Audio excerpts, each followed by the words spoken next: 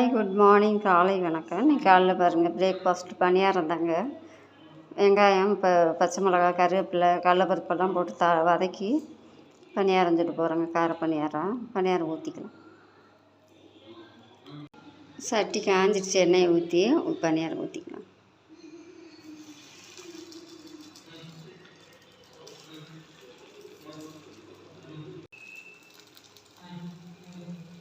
பணியாரம் திருப்பி போட்டுக்கலாங்க.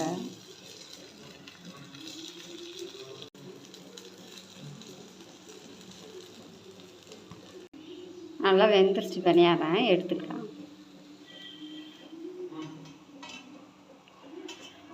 பணியாரம் சுட்டு எடுத்துட்டாச்சுங்க. இங்கே வருங்க, தேங்காய் சட்னி தான் அரைச்சிருக்கேன், ஊற்றிக்கலாம்.